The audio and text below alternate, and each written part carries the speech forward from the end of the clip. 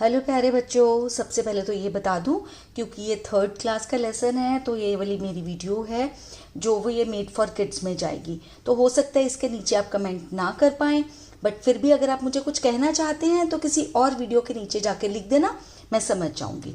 और दूसरी बात ये कि ये जो मैरीगोल्ड बुक है आपकी बुक 3 3rd क्लास के लिए जो बुक है इंग्लिश की, इसके सारे चैप्टर्स जो हैं वो आपको जो मेरी प्लेलिस्ट है उसमें मिल जाएंगे और वो प्लेलिस्ट का नाम होगा मैरीगोल्ड बुक 3।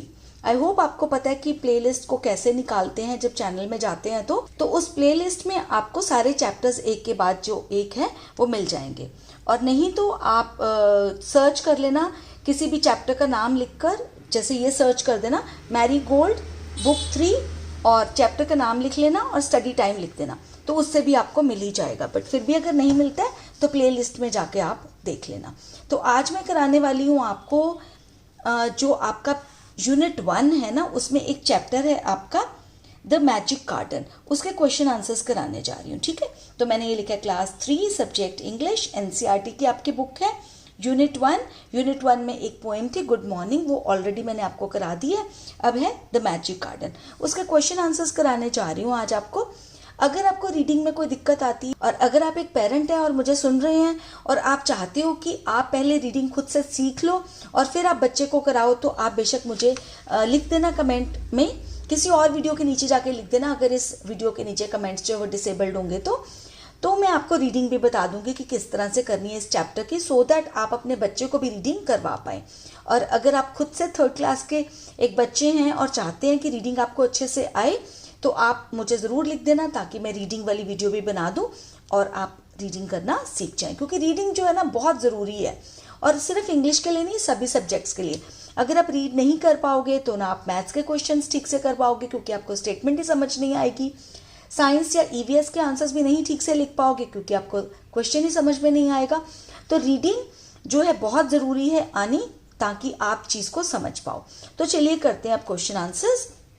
जो पहला क्वेश्चन है ये वाला, ये मैं आपको बता दूं कि ये वाले क्वेश्चन आंसर्स मैं आपको करा रही हूँ। ये वाले बुक के ऊपर क्वेश्चंस है ना, ये वाले 4 क्वेश्चंस है, ये मैं आपको करवा रही हूँ। ठीक है, तो फर्स्ट क्वेश्चन है why did the flowers love the little children. तो इसका मतलब बता देती हूँ कि जो बच्चे जो हैं, जो फ्लावर्स हैं वो बच्चों से क्यों प्यार करते थे।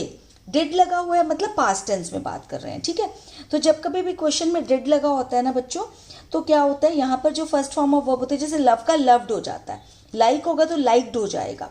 ठीक है, तो आंसर होगा the flowers love the little children because they watered the flowers. जो फ्लावर्स हैं वो बच्चों को इसलिए प्यार करते थे क्योंकि वो उनको पानी देते थे, है ना।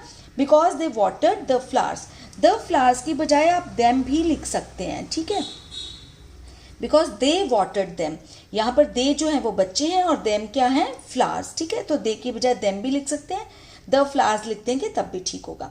सेकेंड क्वेश्चन है why did the birds love the children. जो बर्ड्स हैं वो बच्चों को क्यों प्यार करते थे। यहाँ पर भी डिड है और लव है तो आंसर में लव्ड हो जाएगा। The birds love the children, birds जो हैं, जो पक्षी हैं वो बच्चों से प्यार करते थे। बिकॉज मतलब क्योंकि, they brought bread for them, क्योंकि वो उनके लिए ब्रेड लेकर आते थे, खाने का सामान लेकर आते थे, खाना लेकर आते थे उनके लिए। ठीक है, थर्ड क्वेश्चन है name 5 flowers growing in the magic garden.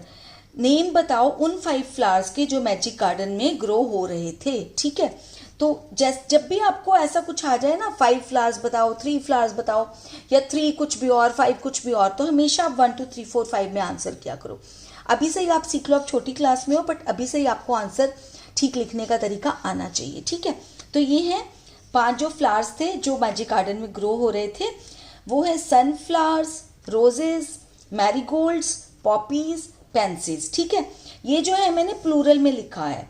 ठीक है, सनफ्लावर्स, रोजेस, आप इनको क्या कर सकते हो, आप इनको सिंगुलर में भी लिख सकते हो, आप सिंपल लिख सकते हो सनफ्लावर, मतलब फ्लावर्स नहीं लिखना तो। ठीक है, रोज, मैरीगोल्ड, ये एम कैपिटल है। ठीक है, पॉपी, POPPY, पॉपी का प्लूरल पॉपीज होता है। ठीक है, एंड पेंसी, ये पॉपी और पेंसी भी फ्लावर्स के ही नाम हैं। चलो ठीक है, इतना हो गया क्लियर। अगले पे चलते हैं। What sounds could the children hear in the garden? बच्चों को कौन सी आवाजें जो हैं वो सुनती थी गार्डन के अंदर, कौन सी आवाजें सुनते थे बच्चे गार्डन में? The children could hear sweet songs sung by the fairies. बच्चे जो हैं, जो फेयरीज वहां पर आती थी और वो स्वीट सॉन्ग्स गाती थी, बहुत मीठे मीठे गाने गाती थी, वो बच्चे जो हैं वो सुनते थे, किसी और को नहीं सुनते थे वो वाले गाने, सिर्फ बच्चों को ही सुनते थे फेयरीज वाले। ठीक है, तो ये हो गए आपके आंसर।